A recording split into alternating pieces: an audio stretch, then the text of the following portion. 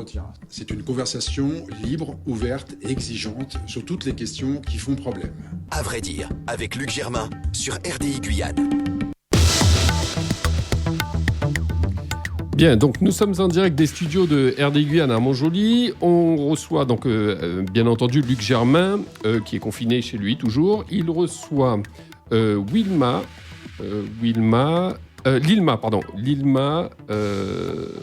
da Silva Campos, en direct de Oiapoque. On est lundi 18. Luc, à toi. Bien, bonjour Marc, bonjour à tous. Alors nous recevons aujourd'hui Madame Lilma da Silva Campos, qui est présidente du syndicat des commerçants d'Oiapoque. Bonjour Lilma, comment allez-vous? Bonjour à tous, bonjour la Guyane. Bien, je vous propose, Pour le moment, ça va. Oui. On est ce soir, on est bien en santé. La santé, ça va. D'accord. Alors, je vous propose, notre entretien aura 3 parties, si vous le voulez bien. La première sera consacrée à la situation à Oiapoque. La deuxième, on va élargir un peu sur le reste du Brésil. Et la troisième, sur les relations entre le Brésil et la Guyane. Alors, dites-moi, Lilma, pouvez-vous nous indiquer quelle est aujourd'hui, sur le plan sanitaire, la situation à à Oiapoque, pardon. Ben, moi, ce que je peux vous dire, que c'est précaire, hein. La situation sanitaire chez nous, en ce moment, on n'a pas du tout de l'aide.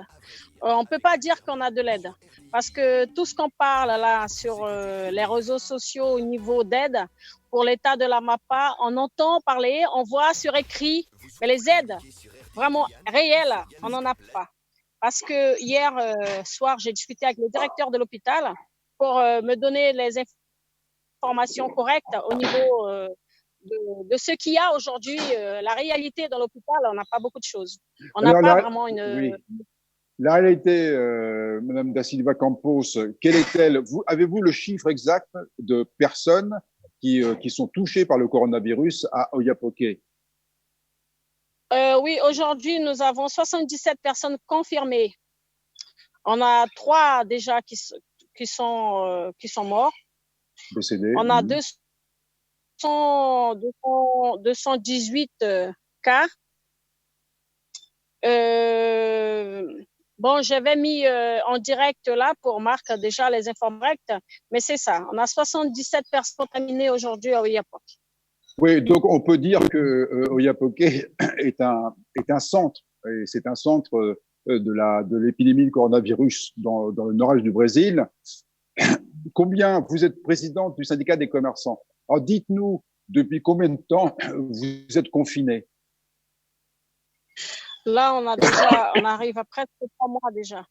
On a déjà presque 3 mois parce que depuis le 15 mars, moi, au niveau de mon travail, on est déjà fermé depuis le 15 mars. Nous n'avons plus de clients, en fait, justement, côté Guyane. Il n'y a aucune personne qui vient nous visiter. Et si je comprends bien, les autorités, alors vous êtes sous le couvert des autorités fédérales.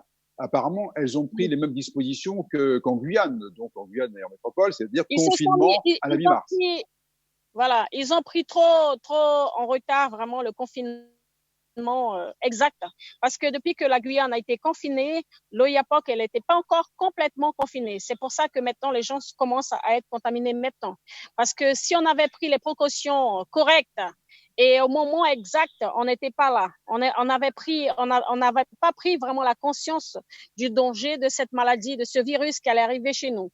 Tout le monde disait ici ça va pas arriver, c'est la chaleur, il n'y a pas autant de situations qui va avoir de tant de malades comme en France, par exemple. On donnait l'exemple de la France parce que par rapport au climat, c'était notre climat qui venait nous aider. Et en fait, c'est pas ça. Ce sont les gens, ils n'ont pas pris vraiment au sérieux la demande que nous, on avait.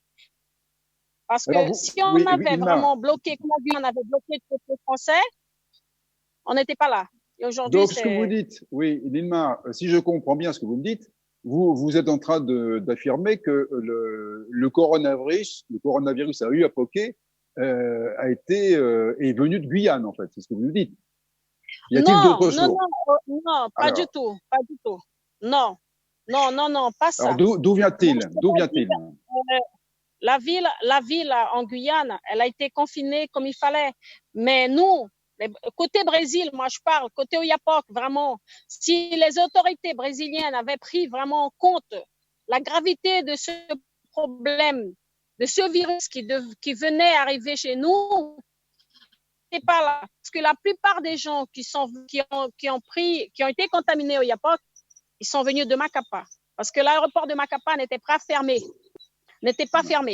Les gens passaient sans cesse de Manaus, de Belém, qui venaient vers nous. Et de là, nous, on n'a pas pris le sérieux pour ce virus. C'est pour ça que c'est arrivé tant de malades au Oyapock d'une façon qu'on ne comprend pas comment ces gens, ils ont été contaminés. Alors, les gens disaient, c'est la Guyane. Non, c'est pas vrai. Parce que chez moi, sincèrement, ici, j'ai pas eu aucun touriste depuis que la Guyane a été confinée. Nous, on n'a personne qui est passé ici.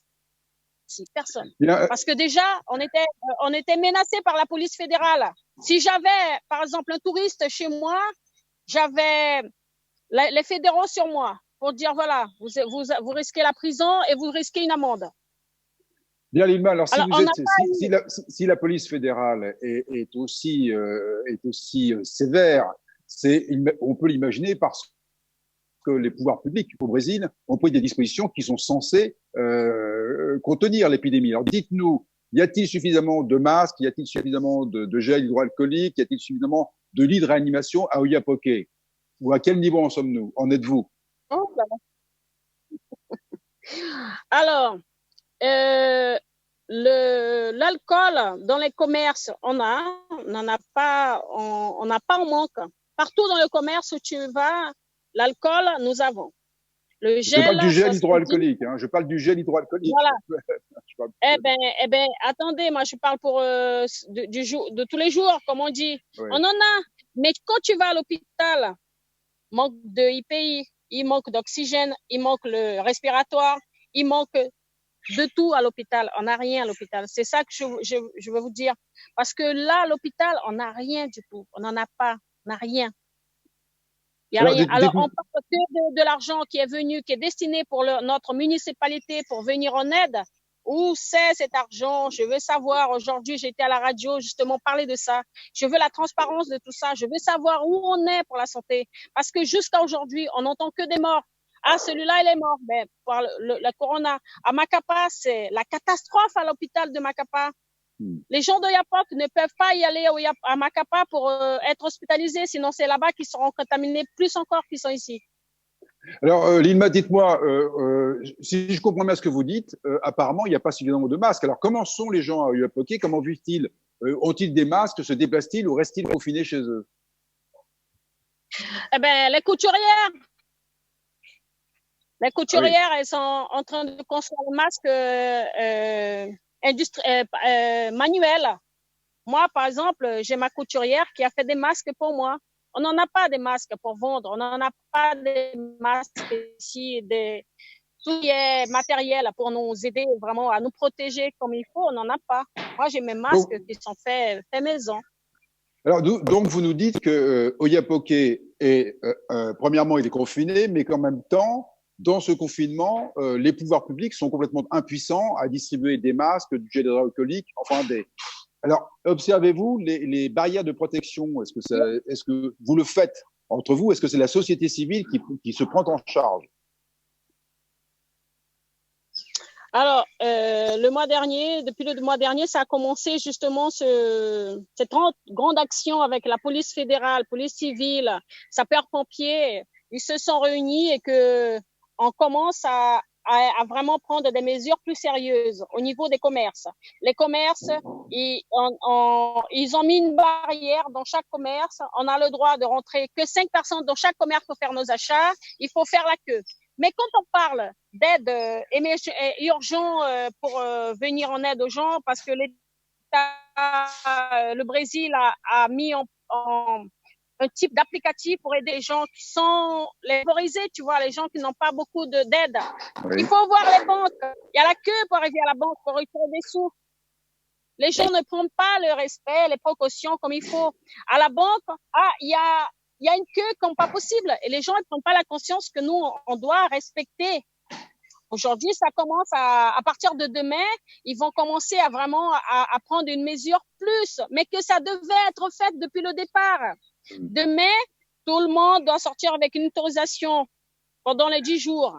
Alors, Lima, si tout à l'heure, oui, si vous sortez chez vous sans autorisation, vous êtes pénalisé, quoi, vous serez verbalisé et probablement. Oui, on a une amende de 800 réals. 800 réals et on a une amende. Si je sors de chez moi pour venir ici dans mon domaine, par exemple, il faut que j'ai une autorisation pour dire, voilà, je vais sortir de chez moi, je vais être là-bas, je vais expliquer pourquoi je viens ici dans mon domaine. Ilma, j'aimerais qu'on revienne sur les chiffres que vous nous avez indiqués tout à l'heure. Certains disent en fait que les chiffres qui sont donnés par les autorités brésiliennes peuvent être multipliés par 3 non minimum, ça peut aller jusqu'à 15. Est-ce que vous, alors je sais que vous n'avez pas les instruments pour le savoir, mais estimez-vous que la situation à Oiapoque soit sous-évaluée? Oui, on ne donne pas la vérité correcte. Alors, vis-à-vis de ça, comment pensez-vous faire? Est-ce que les médias locaux, est-ce que les associations ne peuvent pas s'associer pour essayer d'obtenir la réalité des chiffres qui va déterminer la politique de santé? Pour ça, on est en train de faire déjà des démarches administratives. J'ai déjà fait pas mal de courriers pour savoir vraiment la réalité. Mais comme, hélas, dans notre pays, il y a beaucoup de corruption.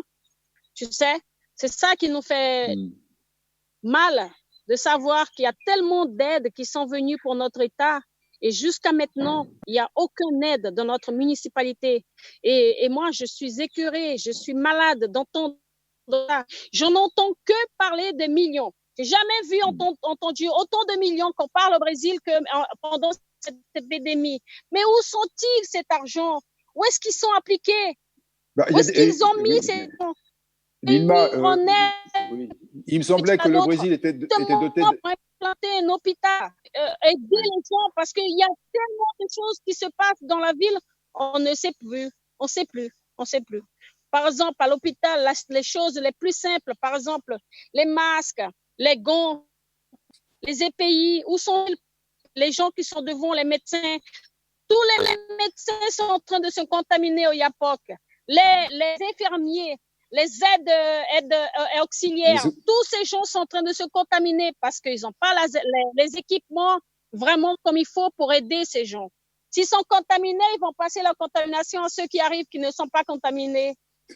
Bon, Lima, ce que vous nous dites, c'est qu'en fait, les institutions publiques, celles qui garantissent la sécurité des citoyens, ne fonctionnent pas. Apparemment, normalement, vous devriez avoir des contrôles, enfin, il doit y avoir des instances qui contrôlent l'usage des fonds publics. Vous nous dites qu'en fait, ça n'existe pas là dans notre région. Le test de rapidité, il est arrivé 400 tests de rapidité pour Oiapoque. Eh bien, les tests de rapidité, ça sert que aux gens quand ils sont malades, qu'ils arrivent à l'hôpital pour les tester pour voir s'ils ont le corona. Imaginez-vous, on n'en a pas dans les pharmacies. Par exemple, moi, j'avais besoin de me faire le test pour savoir si j'avais pas ça. Eh bien, il n'y a pas dans les pharmacies, on n'en a pas. Alors, ce que j'ai compris par le colonel de la ville, des sapeurs-pompiers, ce matin, il m'a expliqué, c'est parce qu'en fait, les entreprises aujourd'hui, elles ne sont pas capables de fournir les matériaux nécessaires pour chez nous. C'est ça que j'ai compris. Alors, quelle relation avez-vous avec les autorités politiques? Il y a des élus chez vous, il y a une organisation fédérale. Quels sont les rapports que vous avez avec ces institutions? Les rapports que j'ai, les institutions, ce sont les institutions nationales, comme tous les S. Eux, ce sont des bons partenariats qui nous aident énormément dans la ville. Mais quand ça appartient les fédéraux, tous les politiciens, moi, je peux pas te dire de ça, parce que ce sont des corrompus du début à la fin. Moi, ce que je dis ça. Tous, ce sont vraiment des corrompus, pas plus que ça. Je peux pas plus dire. Parce que tous les gens, l'argent qui est arrivé dans l'état de la MAPA et qui devait arriver chez nous, c'est jamais arrivé. Alors, Lima, oui, Lima, et là, j'essaye de demander à la mairesse de notre ville où l'argent de la santé, elle est. Où ils ont mis cet argent. Et pourquoi cet argent ne s'est jamais, ils ont jamais installé un hôpital comme chez vous à Saint-Georges là en ce moment. Ils ont installé quelque chose de bien pour aider la ville. Mais c'était ça que nous on devait le faire en ce moment. La solidarité, elle est où? Elle est pas là hein, chez nous. Hein. Bien, Lima, vous savez que dans les pays occidentaux, ce qui maintenant se développe de plus en plus, c'est ce qu'on appelle des actions collectives. Autrement dit, les citoyens se rassemblent, ils s'unissent, ils prennent un avocat et ils poursuivent un État s'il le faut. Êtes-vous en mesure de le faire? Oui, on a la mesure de le faire et on va le faire. On est en train déjà de faire la procédure. Alors, quand vous voyez un peu les personnes qui sont atteintes du coronavirus à Oiapoque, est-ce que vous confirmez que ce sont plutôt les personnes âgées qui sont atteintes? Est-ce qu'il y a des enfants? Comment est-ce que la situation se présente là-bas? Bon, chez nous, on n'a pas entendu des enfants. On a entendu que des gens qui ont déjà une maladie, qui sont déjà dans la zone de risque. Comme j'ai perdu un grand ami à moi hier. C'était le vice-président de l'association commerciale de la ville. Hélas, il a été atteint par ce virus. Il avait déjà le diabète, il était diabète. Et ce matin, hier soir, on a eu déjà un professeur d'une tribu amérindienne, Monsieur Raimondo aussi. Il avait déjà une contradiction de maladie qui avait. Ben, on n'a pas entendu à Oiapoque jusqu'à maintenant si les enfants qui ont attrapé ce virus, non. C'est que des gens plus âgés qui sont déjà malades. On a été surpris, vous vous souvenez, au début, il y a quelques mois, de l'éviction des médecins cubains renvoyés à Cuba parce qu'ils n'étaient pas dans les bonnes grâces de Bolsonaro. Est-ce que vous ne pensez pas que justement, eh bien, ce corps médical qui est quand même assez avancé dans ce domaine-là, est-ce qu'il n'aurait pas été utile aujourd'hui? Ah oui. Mais tu sais, on ne peut rien faire contre ça. Mais bon, hélas, la politique, elle est là, quoi.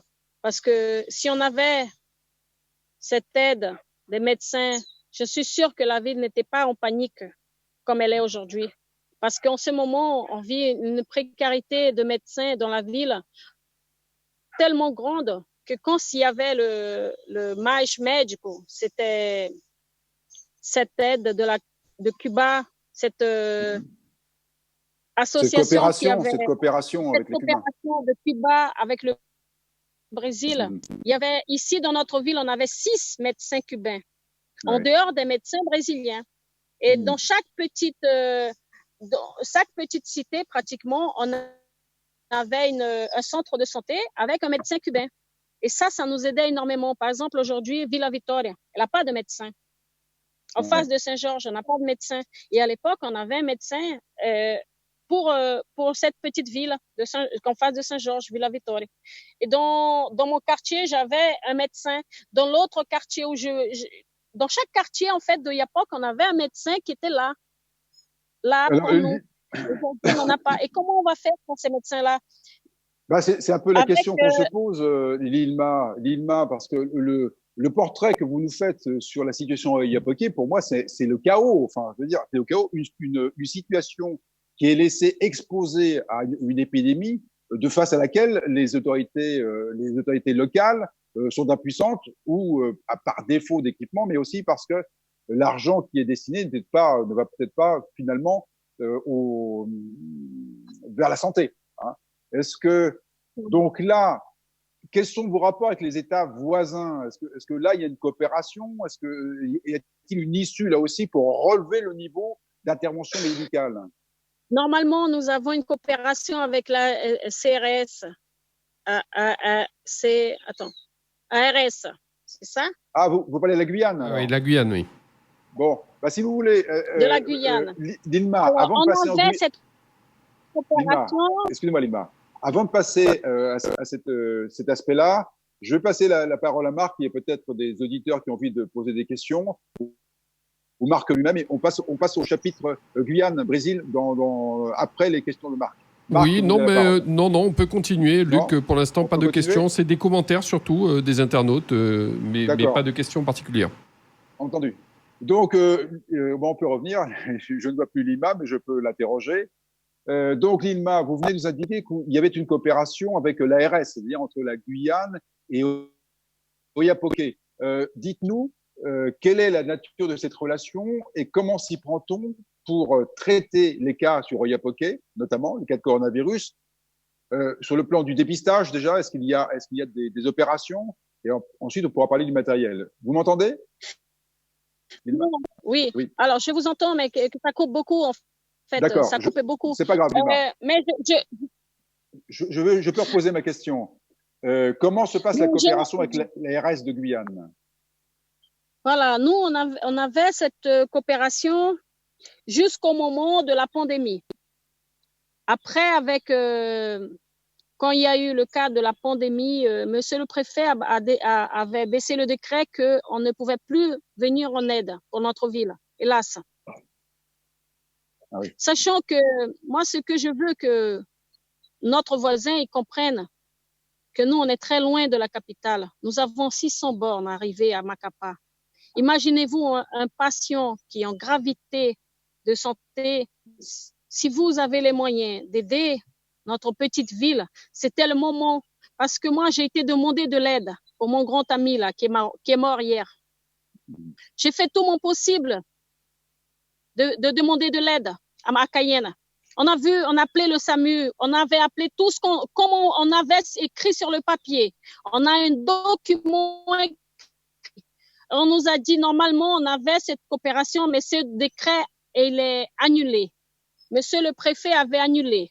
On ne pouvait plus nous aider pendant cette pandémie. Si on a quelque chose de grave, un accident autre, on pouvait jouer sur cette coopération. Alors, je comprends pas. Mais aujourd'hui, ça veut dire que les ponts, enfin c'est une expression, mais les ponts sont complètement coupés entre Oiapoque et la Guyane. Alors, oui. Je vais apporter une précision, peut-être, Lilma. Lilma, tu me corriges si je me trompe, mais selon mes connaissances, il y avait une coopération notamment entre les pompiers du SDIS en Guyane et les pompiers d'Oiapoque. C'est bien ça, Lilma? Oui, il y a toujours cette coopération. Tant que la pandémie n'était pas là, mais voilà, depuis que la pandémie elle est arrivée, ça a été suspendu. Ça a été coupé. D'accord. Ça a été suspendu. D'accord. Alors, que fait l'État de la MAPA dans ses relations avec la Guyane? Est-ce qu'il n'est pas dans ses intentions d'établir un niveau de coopération? Alors, bien entendu, il ne faut pas rêver non plus, hein, Lilma. Vous savez qu'en Guyane, la situation n'est pas brillante non plus, et malheureusement, les cas vont en augmentant. Mais est-ce qu'on ne pourrait pas imaginer, hein, sur un plan plus général, une coopération? Y a-t-il encore des coopérations, au moins d'État à État, c'est-à-dire à la limite France-Brésil, et dans ce cas-là, entre Macapa, la métropole, via la Guyane? Voilà, moi ce que je dis, c'est que par exemple, dans mon point de vue, que la Guyane, on est voisins.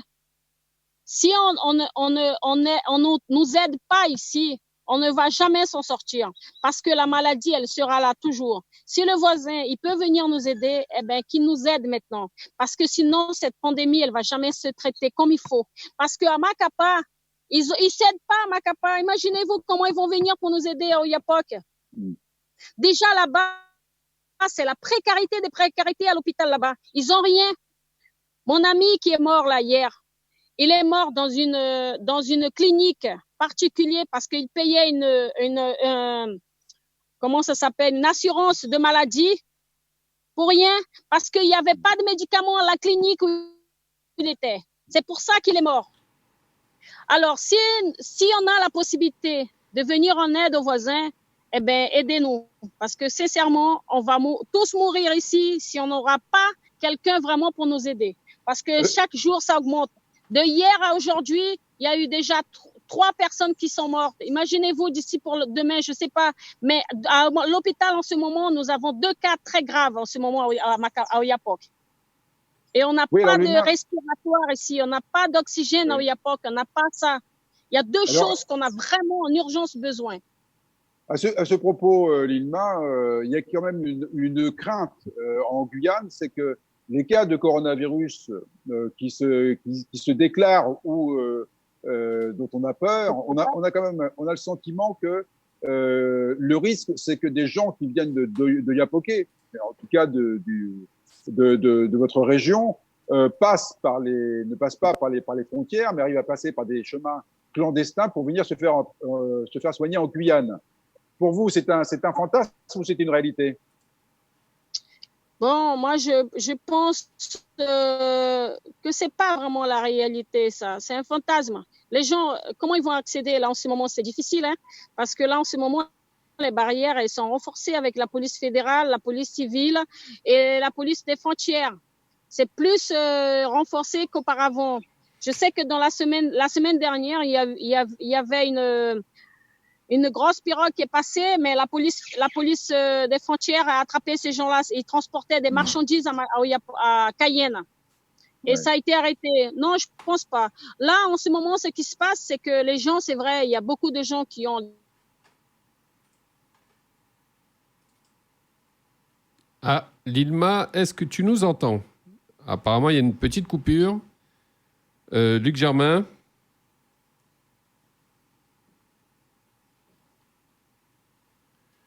Lilma, Luc Germain, il semble qu'il y ait une coupure de réseau. On va voir si comment on peut rétablir tout cela. Hein. Lilma en direct de d'Oyapoké. Alors, bon, est-ce que tu nous entends? Voilà. Oui. Bien, Lilma, je pense qu'on peut essayer de faire une synthèse. On a bien compris que malheureusement, les autorités fédérales étaient complètement dépassées et déficitaires, que probablement, en tout cas, vous les incriminiez, vous soupçonnez en fait un détournement de fonds destiné à la santé publique. Vous êtes Oiapoque est une ville pratiquement isolée, c'est une ville sinistrée, isolée du reste du Brésil. Et par ailleurs, ce que vous avez observé, malheureusement, c'est une rupture des relations avec la Guyane. Alors, avec l'autorité de Guyane. Dites-nous, Lilma, comment, dans ces conditions, vous qui, par exemple, travaillez dans le domaine du tourisme, vous recevez des clients principalement de la Guyane française, comment pensez-vous vous en sortir si le déconfinement n'est pas dur jusqu'au mois de septembre prochain? Si d'ici à septembre on n'ouvre pas, je pense qu'on fermera les portes complètement. Parce que en ce moment, on a aucune aide, on n'a aucune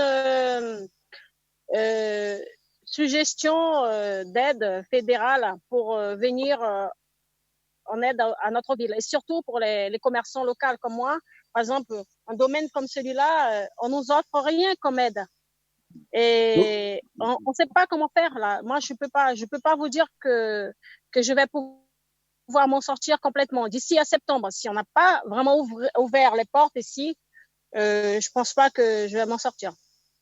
Et comment peut-on imaginer Oiapoque d'ici le mois de septembre si aucun concours financier n'arrive, si les autorités restent sans réponse face au problème? Est-ce que ça pourrait être une espèce de centre épidémique à ciel ouvert et finalement un mouroir? Je pense qu'il y aura beaucoup de choses qui seront en péril et grave. Avez-vous l'intention de saisir des autorités qui soient fédérales, nationales, voire internationales sur cette question? Comme je n'essaye pas de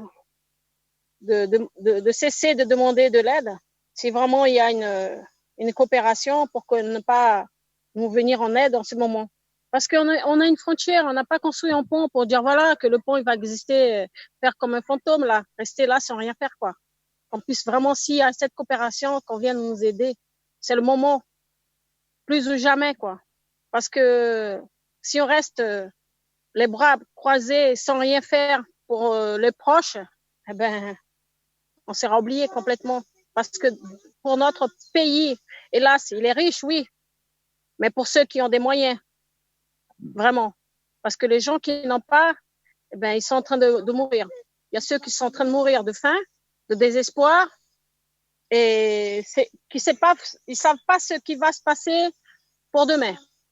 Moi, je peux vous assurer que de mon esprit de voir les choses, en ce moment ici, ça devient très dur. De mon côté, moi, je n'arrête pas de demander de l'aide aux gens. Si vraiment ils peuvent nous aider, c'est le moment. C'est le moment qu'on vienne nous aider. Alors, Lilma, bien sûr, on va arrêter cet entretien ici, mais enfin, je vous signale quand même qu'il y a des associations de journalistes ou des associations internationales de journalistes, donc des médias qui peuvent relayer votre situation qui me paraît critique et agir auprès éventuellement des opinions publiques et des organisations politiques. En attendant, Lilma, ce que nous allons faire, c'est arrêter notre entretien, mais je pense que en raison du fait qu'il a été souvent interrompu et du fait également de la gravité de la situation à Oya-Poké, ce que je vous propose, c'est qu'on ait un rendez-vous d'ici peu de temps, peut-être une semaine, 10 ou 15 jours, pour faire un nouveau point et peut-être associer éventuellement d'autres personnes pour avoir chacun peut-être des informations plus précises à échanger et faire un nouveau point sur votre situation. Oui, ça vous convient? Oui, moi je suis d'accord. Parce que à partir de demain, ça commence vraiment le lockdown, c'est ça, lockdown au Brésil, à Oiapoque. Ça commence demain. Pendant 10 jours, on sera contrôlé d'ici, commence le 19 et ça s'arrête le 31 mai à Oiapoque. Et on fermera la route de Macapá complètement Oiapoque. Et exceptionnellement seulement les camions de marchandises qui vont pouvoir rentrer. On ne va pas partir de Oiapoque pour rentrer à Macapá. On ne pourra pas pour le moment. Sauf si vraiment en cas d'urgence. Donc, ce sera Oiapoque, c'est ce que vous appelez le blackout, le lockout, c'est-à-dire le confinement total, de coupure avec le reste du pays. Oui. Écoutez, Lilma, tout ce qu'on peut faire pour l'instant, c'est vous souhaiter bon courage. Luc, je voulais avoir quelques précisions. Vous m'entendez bien tous les deux? Est-ce qu'il n'y a pas de coupure encore à nouveau? Est-ce que vous m'entendez bien tous les deux? Luc, Lilma?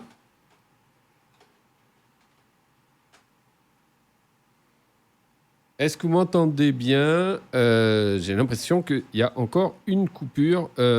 Alors, écoutez, moi, j'aurais bien aimé avoir des précisions, Lilma, sur les chiffres actuels. Bien, donc, nous nous excusons à nouveau pour ces coupures. Il y a une série de coupures d'électricité qui font que c'est tout à fait instable. Mais on va essayer quand même de terminer cet entretien qui est très intéressant. Merci encore, Lilma, d'avoir bien voulu répondre à notre invitation. Lilma, je souhaitais quand même avoir deux précisions avant de vous laisser. Concernant les chiffres que vous nous avez envoyés, effectivement, sur les chiffres de Oiapoque, on voit qu'il y a 3 morts. Est-ce que c'est 3 morts au total ou 3 morts dans la journée d'hier? Non, en fait, ce qui se passe, c'est les gens de hier à aujourd'hui, en total, nous avons eu 2 morts. De hier à aujourd'hui. Mais il y a eu 2 personnes encore qui sont morts à Macapá. Ils sont partis d'ici, ils sont morts à Macapá. Et là, c'est pas dit sur le bulletin. D'accord. Donc, au total, ça fait 6 morts pour la ville d'Oiapoque, c'est ça? Voilà. Mais dont 3 qui sont référencés finalement à Macapá et 3 qui sont morts à l'hôpital d'Oiapoque. C'est bien ça? D'accord. Oui. D'accord. Mais tu sais, la politique, elle est tellement sale dans notre État, moi je parle. Parce que le médecin de notre ville qui avait besoin d'un avion pour venir le chercher, l'avion n'est pas arrivé ici. Le médecin, il est parti en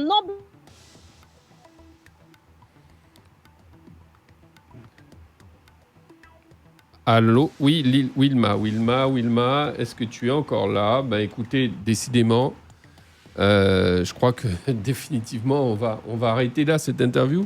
C'est vraiment très étonnant avec ces coupures d'électricité et à la fois de réseau. Ça, c'est sûr. Hein. Donc personne. Là, la frontière, elle est vraiment confinée là. D'accord. Mais hermétique, personne ne passe.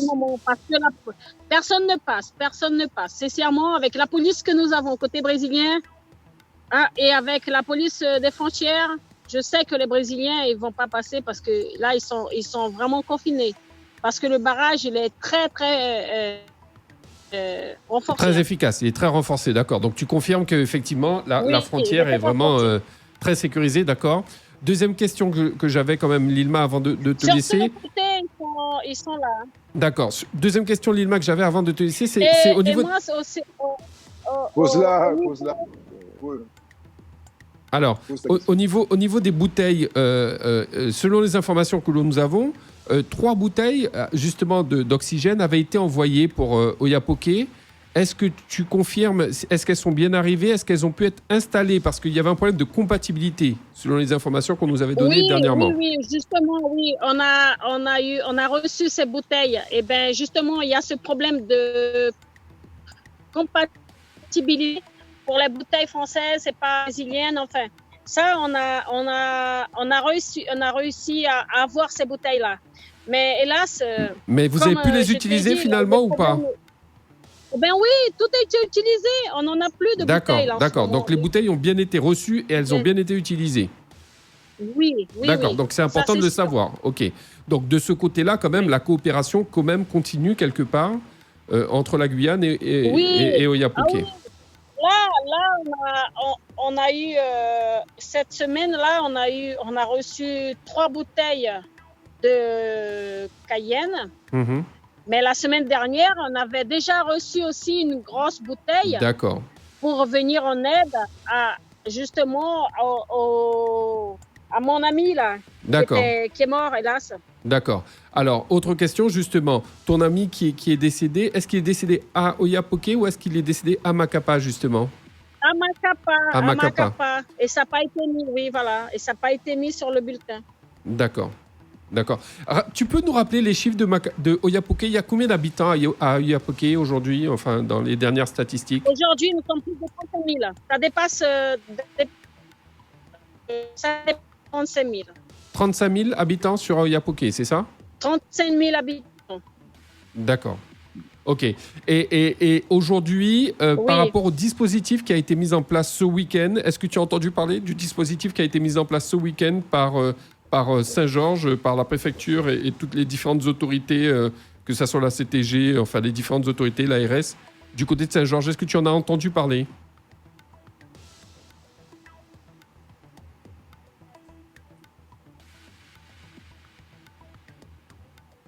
Bon. Bah écoutez, on va arrêter l'émission là. Merci Lilma, merci Luc Germain. Pour votre disponibilité. Oui, et puis on se revoit. Et propriétaire du Chalet Paradis aussi. Je suis propriétaire du Chalet Paradis. Entendu.